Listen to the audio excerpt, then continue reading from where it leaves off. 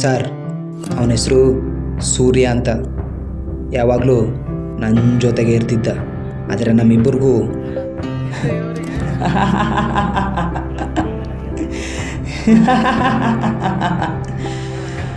ಒಬ್ರನ್ನ ಕಂಡ್ರೆ ಒಬ್ರಿಗೆ ಆಗ್ತಿರ್ಲಿಲ್ಲ.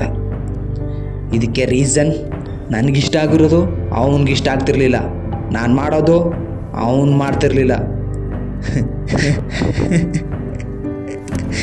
ಇದರಿಂದ ನನ್ನ ಲೈಫು ಹಾಳಾಗೋಗ್ತಿತ್ತು, ನನ್ನ ಕನಸು ನುಚ್ಚು ನೂರಾಗೋಗ್ತಿತ್ತು. ಸರ್, ಅವತ್ತು ಮೇ ಬಿ ರಾತ್ರಿ ಒಂದು 12 ಗಂಟೆ ಆಗಿತ್ತು ಅಂತ ಅನಿಸುತ್ತೆ. ಅವನು ಪ್ರತಿದಿನದ ಹಾಗೆ ನನ್ನ ಜೊತೆ ಜಗಳ ಆಡಿ ನೆಮ್ಮದಿಯಿಂದ ಮಲಗಿದ್ದ.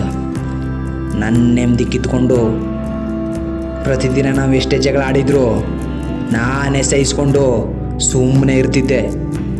ಆದರೆ ಅವತ್ತು ನನ್ನಿಂದ ಸುಮ್ಮನೆ ಇರೋದಕ್ಕೆ ಆಗಲಿಲ್ಲ ಸರ್. ನನ್ನ ಸಹನ ಮಿತಿ ಮೀರಿತ್ತು. ಅವನಿದ್ರೆ ನಾನು ನೆಮ್ಮದಿಯಿಂದ ಇರೋದಕ್ಕಾಗಲ್ಲ ಅಂತ ಗೊತ್ತಾಯಿತು.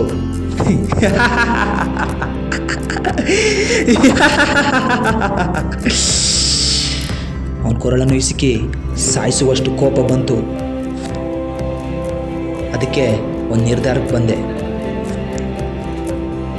ಒಂದು ನಾನಿರಬೇಕು, ಇಲ್ಲ ಅವನಿರಬೇಕು.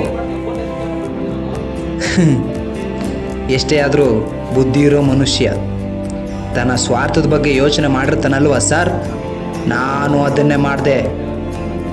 ಸರಸರನ ಸ್ಟೋರ್ ರೂಮ್ಗೆ ಹೋದೆ. ಅಲ್ಲೊಂದು ಹಗ್ಗ ಇತ್ತು, ಹಗ್ಗ ತಂದೆ. ಅವನು ನೆಮ್ಮದಿಯಿಂದ ಮಲಗಿದ್ದ.